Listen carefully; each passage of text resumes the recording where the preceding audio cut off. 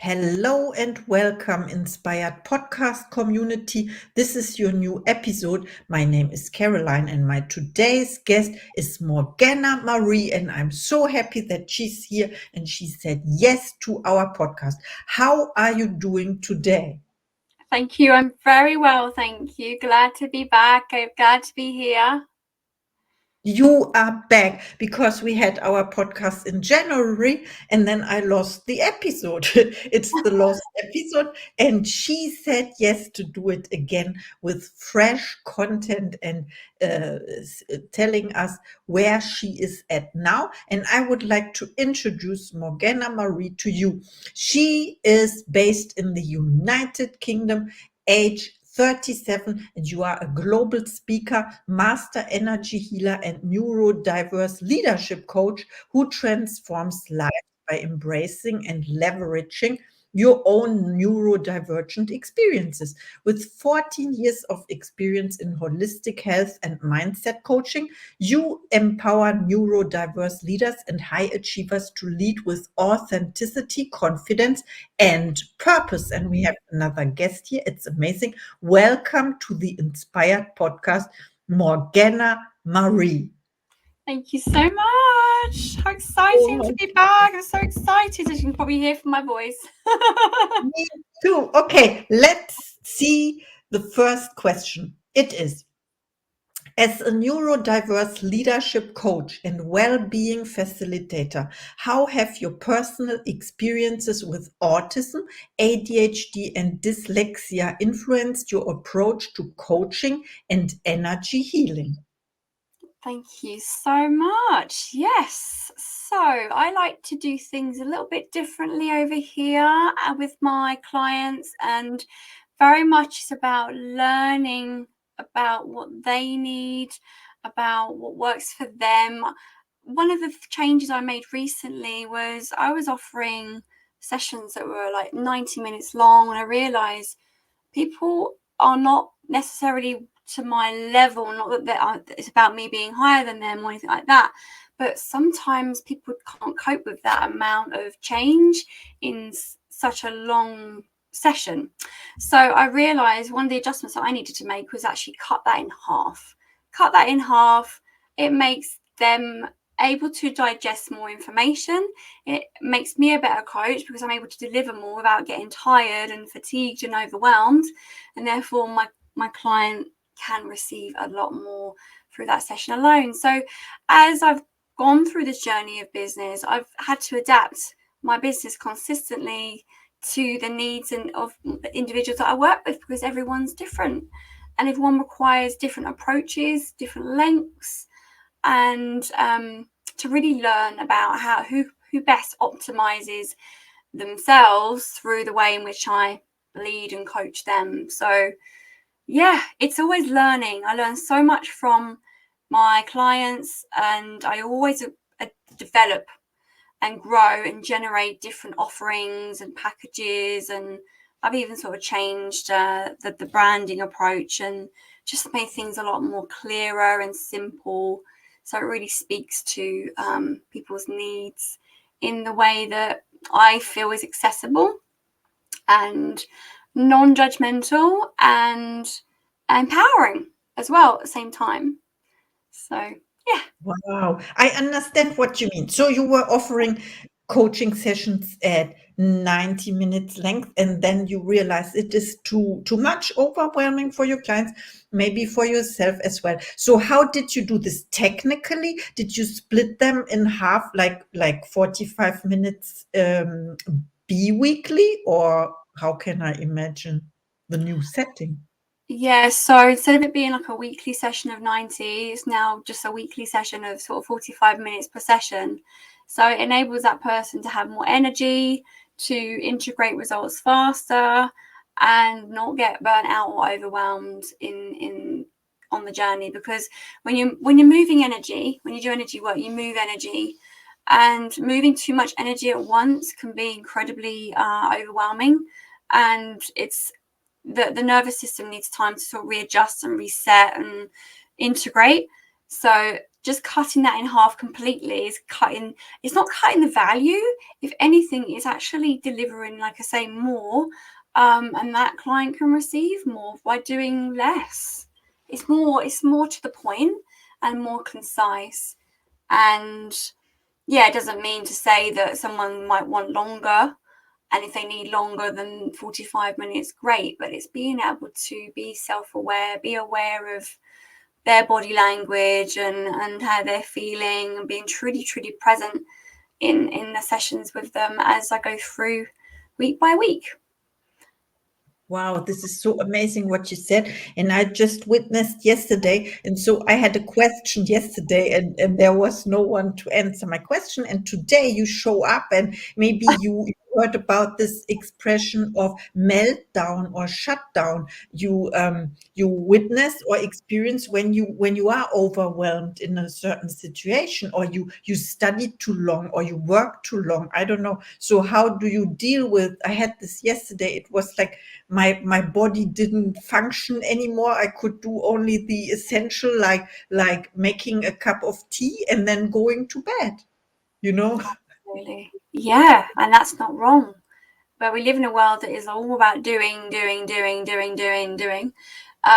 have to work sort of however many length of days, and it's actually not necessarily true. You've got to find what works for you. It's how we prevent burnout and the meltdowns and overwhelms, is we actually are able to be self-aware of what our body requires and being aware of that beforehand. So I changed that because I was aware that my clients were changing, and I needed to adjust what I was delivering and how I was delivering that, so I could deliver it more effectively ultimately. And yeah, it's just being aware and being willing to choose what works, not what is right, or not what is often coached as, oh, you have to give this and you should be giving that. And it's like, well, no, actually, what works? Let's do what works. Yeah. Wow. I agree, and this is different for everyone, or this, yeah, Yeah. and we have to find out. So, of course, I have another question, and it is: you speak about transforming your biggest pains into purpose. Can you share a specific moment or challenge that marked a turning point in your journey, and how it has shaped your mission to help others? Yeah, I really want to talk about relationships actually. I struggle with relationships pretty much my whole life. I was in and out of toxic relationships, unhealthy, narcissistic relationships. All I learned as a child and as I grew up was toxicity and unhealthy boundaries, and well, having no boundaries, and really thinking that that was normal. And so, of course, you're going to attract that into your life. And it's only through having these toxic relationships, experiencing things like gaslighting and narcissism, is that when you learn that, well, something's not actually quite right here, and I need to change what's going on. Like, why do I keep attracting this in my life? And it was only through being aware and asking questions and doing the work on myself that I was therefore able to heal from toxic relationships, especially the relationship that I had with myself, because it was not healthy, to create harmonious, healthy relationships that actually contributed to me. And this has only been really over the last year. I mean, this time last year, I was coming out of my last, I would say, a very abusive, toxic relationship. And it was the worst. I honestly feel like it was the worst of them all. And it's always the worst one. And it can't get any worse. And then I've noticed a massive shift in the relationships that I attract now, and the healthiness of them, the boundaries I have now. I'm able to express myself without feeling wrong or feeling judged. I can speak up, whereas before I would just completely shut down, or just run from how I was feeling, or felt like I had no voice, had no boundaries. And it's that codependency wound that is within a lot of us healers and empathic people, sensitive people, that we have to be willing to look at if we want to change the relationships that we are experiencing. It's I'm glad I've been able to get to this point now. I know there's still plenty of work, and every day is a commitment to being better in myself. Most importantly, comes from self first. So yeah, that is a huge shift that I've made over the last year. That I will share. Thank you so much for sharing. Yes, I realized this, and also what you said about the inner work. It's so important to change ourselves instead of wanting to change the outside. It's like wanting to change the mirror because it's only a reflection, you know. So, of course, I have another question for you. Let's see what this is. With your extensive background in holistic health and mindset coaching, what unique strategies do you use to help neurodiverse leaders and high achievers unlock their natural abilities and thrive in their personal and professional lives? Oh, thank you.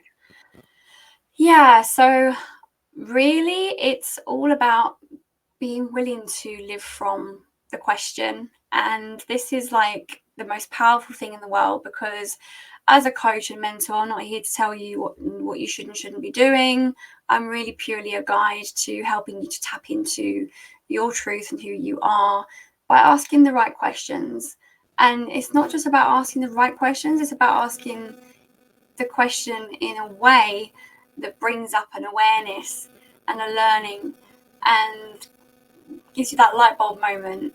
And just asking that question alone and these tools that I ask are powerful, and that can help you move the energy from a sticky place to a place where you feel unstuck and you're able to flow and move forwards.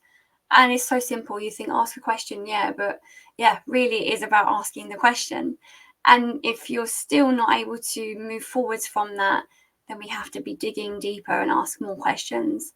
So really it's all about asking questions, but asking the questions in such a way that really cuts right to the core of the issue and gets to the roots, so we can resolve that and move forwards. And it's really quick, actually. It doesn't have to take years to grow and evolve and move forwards. So yeah, I love questions. I realized this. Thank you so much for sharing. So the secret lies in asking questions, asking the right questions, and also it's about the quality of the questions. So the question brings with it the answer, and it sounds very simple that you only have to ask, but some people doesn't dare to ask at all, so we don't start to ask questions. This is why we have Morgana Marie. Of course, you help us and the people to ask the right questions. Let me see if I find the next question for you. You've embraced your neurodivergent differences as superpowers. What advice would you give to others who are struggling to see their own differences as assets, and how can they begin to shift their mindset to do so? Oh, thank you. Yes, so you have to have a very vulnerable, open look at yourself and be willing to see the gift of you. And probably no one's ever told you that. They've always maybe judged you or wronged you for something because you're not right and you don't fit into their expectations. But you have to be willing to look at yourself and see the gift of you. And if you can just start off every day with one little thing that you like about you or you may appreciate about you, you will start to see more of where that came from.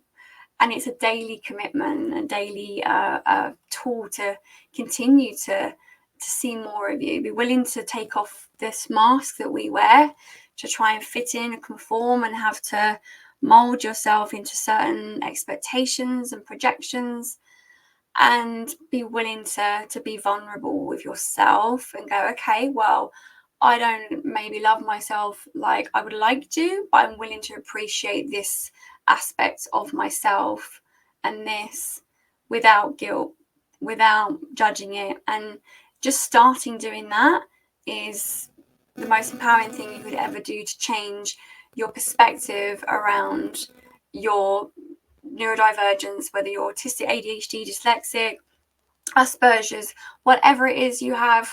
It's all about changing that as a something that's wrong with you to something that's really strong with you. Yeah. It is strong with us. It's so amazing. Thank you for sharing. And I realized when you talk that about judgment, and it's what we learn, it's how we've been conditioned. It's the opposite of this. It's about appreciating every aspect of ourselves, and this is what healing is about, I would say. I don't know if you agree. And I would love to know about your goals for the next month or year. Do you set goals or intentions? And would you like to share about that? I do. One of the things I've done over the last year is be really brave and bold and throw myself into the speaking world so much more. And I am committed, as scared as I am, to speak in front of stages and massive audiences. Even thinking about it kind of makes me want to just like, ooh, cringe. But I'm willing to do whatever work it takes to get there, because this is not, at the end of the day, it's not about me. It's about spreading a message larger than myself, so I can make a difference to more people.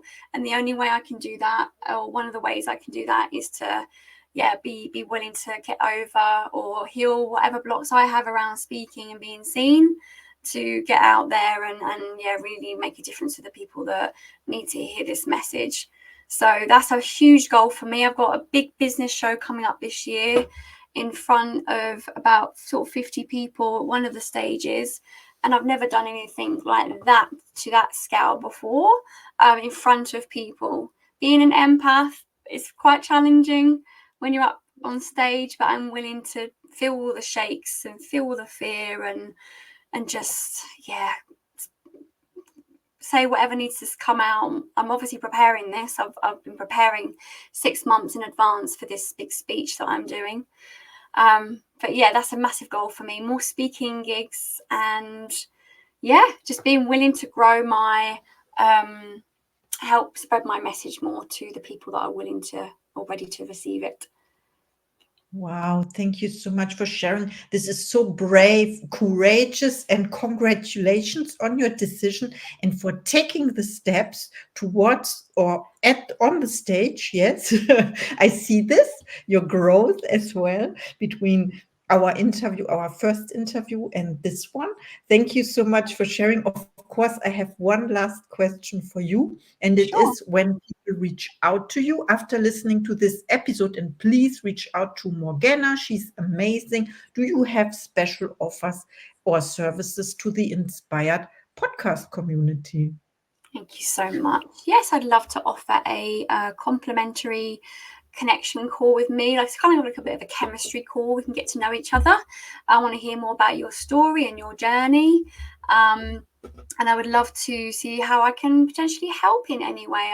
As you know, I'm a healer. I do healing programs and sessions and coaching programs. But, really to start off with, it would be really great to connect with you, find out a bit more about where you are at, so we can start to uncover your unique abilities and help you claim and own them as part of this community. Thank you.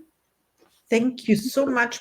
Please reach out to Morgana. She's amazing. I told you this before, and now it's time for your last thoughts to the audience. Oh, keep going. I would say keep going. We're in a bit of a challenging energy at the moment, with everything sort of feels like it's up in the air, and there's a lot of transformation happening and kind of breaking away from the old molds and into a new paradigm, a new start, basically a new place of being. So don't hold on for dear life. Be willing to just go on the journey, allow yourself to feel whatever you need to feel, whatever needs to come up, whatever emotions need to come up, and really have compassion and honor for your process, because you're exactly where you're meant to be right now. You're not meant to be further ahead, exactly where you're meant to be. And just giving yourself that time to honor yourself and take time for yourself to connect to who you are, because there's so much more ahead of us that is changing. We're moving into more of a conscious world, a world that is high vibration, more connected. So yeah, we're being guided to eliminate all of our fears and worries and lower consciousness thinking at the moment. So if you're feeling uncomfortable, that's why. It's time for change, and change can sometimes be a bit messy and a bit uncomfortable. Well, not a bit uncomfortable, very uncomfortable. But be willing to know that you're not alone, and yeah, reach out if you feel like you need someone to talk to, because it's not about doing this on your own either. Oh, thank you so much for your offer. The message is well received. Thank you so much. This was the Inspired Podcast, Morgana Marie. Thank you so much, and see you in the next episode.